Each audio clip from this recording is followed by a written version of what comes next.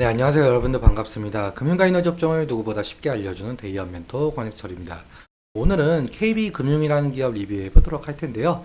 KB금융은 여러분들도 아시다시피 금융주지사로 여러 종속회사를 가지고 있는 회사이죠.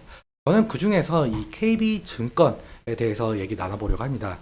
당연하게도 KB증권의 매출이 KB금융에 잡히고 있으니까 KB증권의 모멘텀에 대해서 말씀을 드리려고 하는데요. 그렇다면 사실 KB증권은 증권사이다 보니까 당연하게도 투자자들이 HTS나 MTS 사용으로 투자자의 주식 매매 수수료가 매출로 잡힐 텐데요. 내년부터 주식 거래 시간이 늘어난다라고 한답니다. 주식 거래 시간이 늘어나면서 매매 수수료 매출이 늘어날 가능성이 있는데요. 이 부분 함께 기사 보도록 할 텐데 같이 한번 확인해 보면서 천천히 얘기 나눠보도록 하겠습니다. 먼저 시작하기 전에 저희 데이업 채널에 오시면은 모든 종목들을 커버해드리고 있으니까 찾아와 주시면 정말 감사하겠고 제 영상도 끝까지 지켜봐 주시면서 댓글로 궁금하신 것들 남겨주시면은 다음 영상에서 말씀을 드리도록 하겠습니다. 그러면 KB금융 바로 보도록 할게요. 일단 KB금융은 금융주지사로 여러 종속회사를 두고 있고 증권업, 보험업, 은행업 등등을 하고 있죠. 하지만 저는 오늘 여기 KB증권의 업무에 대해서만 이야기해 보려고 합니다. 사실 KB증권 저번 달에 큰 이슈가 있었었죠.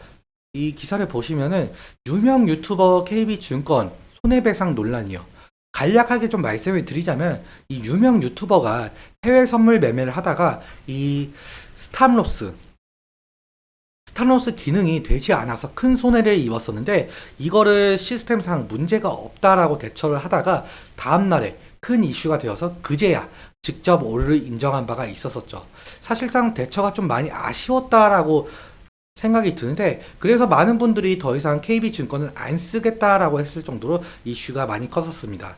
그런데 이걸 넘어선 모멘텀이 한 가지가 있어서 말씀을 드리려고 합니다.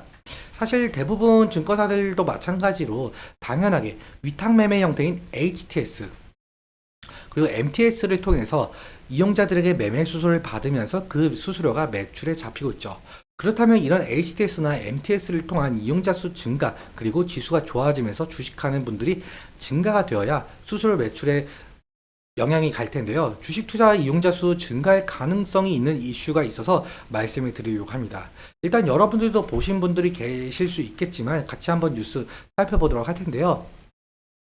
이번에 내년부터 주식 거래가 오전 8시부터 오후 8시까지 시간이 늘어난다라고 한답니다. 올해 연말부터 모의 거래 시작 이후에 내년 1분기부터 시행을 한다라고 하는데요. 사실 현재는 이 KRX, 즉 한국거래소 체제 하에서 주식 거래를 하고 있었죠.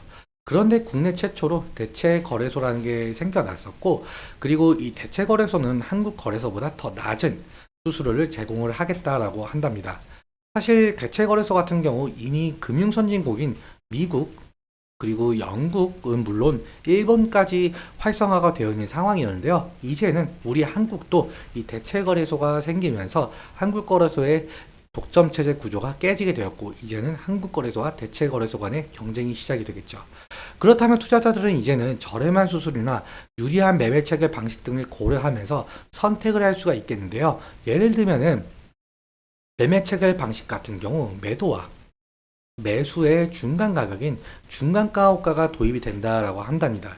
이 중간가옥가 같은 경우 매도가의 가장 낮은 가격과 매수가의 가장 높은 가격의 중간 가격에 주문이 체결되도록 하는 방식이죠.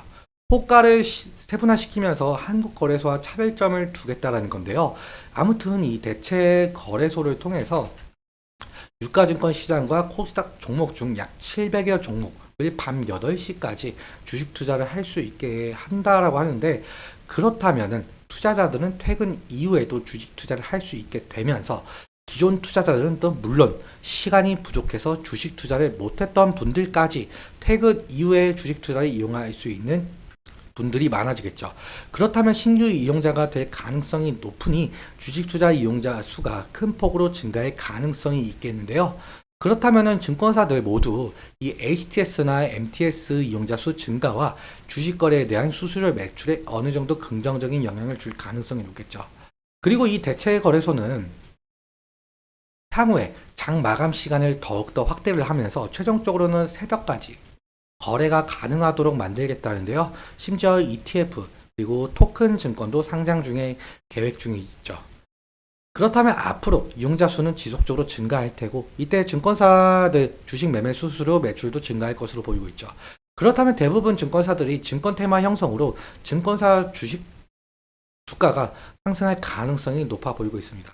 아무튼 이 부분은 지속적으로 체크를 해야 하는데요. 그런데 사실 투자자들은 대체 거래소를 이용을 할 수 있으려면 또 뭐 어떤 것을 또 계좌를 만들어야 되고 어떤 것도 가입해야 되고 뭐를 설치해야 되고 하는 귀찮음이 있지 않을까라는 생각이 들 수는 있을 것 같습니다.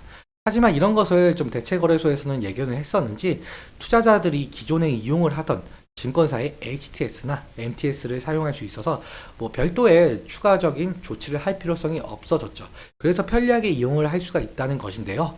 그럼 앞서 말씀드렸다시피 대부분의 증권사는 이용자들의 매매 수수료가 매출에 잡히고 있기 때문에 기존 이용자뿐만 아니라 신규 이용자가 늘어난다면 내년부터 증권사들의 매출 상승에도 도움이 될 것이고 주가 상승의 모멘텀이 될 가능성이 높겠죠.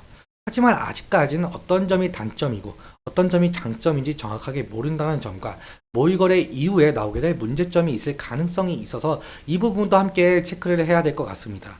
다시 정리하자면 KB금융은 KB증권을 자회사로 두고 있기 때문에 KB증권의 매출도 잡히고 있죠. 그래서 당연히 KB증권에 이용하는 이용자 수가 증가해야 하는데 증권 거래가 밤 8시까지 그리고 더 나아가서 새벽까지 가능해진다는 점을 이용한 이용자 수가 실제로 증가가 되는지 지켜보는 것이 상당한 중요 투자 포인트 중 하나가 될 것 같습니다. 그러면 차트 한번 살펴보도록 할게요. 일단 KB금융 같은 경우 당연하게도 금융 테마 형성과 호실적 기대감이 모멘텀을 가지면서 주가 변동성을 나타내고 있는데요. 최근에는 2월 달쯤에 기업 밸류업 정책 이슈로 상당한 상승을 이끌어냈었죠. 그런데 사실 이번 총선에서 여당이 참패를 하고 야당이 승리를 했었죠. 그래서 기업 밸류업 정책이 제동이 걸릴 수 있다라는 얘기가 솔솔 나오고 있는 부분입니다. 이 부분은 좀 더 지켜보면서 지속적으로 대응을 해야 될 것 같은데요. 아무튼 지지라인 같은 경우 제가 미리 좀 선을 그어놨는데 이제 1분기 실적이 발표가 얼마 남지 않았죠. 그래서 1분기 양호한 실적을 바탕으로 이 부분을 좀 지지를 받고 상승할지 좀 지켜봐야 하는데요. 만약 실적이 잘 안 나와서 이탈 시에는 리스크적인 관리는 필요할 것으로 보이고 있습니다. 그리고 기업 밸류업 정책이 야당의 반대를 무릅쓰고 시행이 될지는 아직 모르겠지만 만약 기업 밸류업 정책이 시행이 된다라고 한다면 현재 저평가를 받고 있는 금융, 즉 증권, 은행, 보험이 테마를 형성하면서 다시금 상승을 주는지 추세가 전환이 되는지 그 부분도 함께 지켜봐야 될 것 같습니다. 오늘은 여기까지 말씀을 드리면서 오늘 내용 여러분들께 도움 되셨다면 구독과 좋아요 부탁드리고 그리고 말씀드린 내용과 차트적인 부분에 대해서는 제 개인적인 견해가 있을 수밖에 없기 때문에 여러분들의 주관적인 견해와 함께 투자를 해 현명한 선택하셨으면 좋겠습니다. 오늘도 시청해 주셔서 너무 감사하고 지금까지 멘토 권혁철이었습니다. 감사합니다.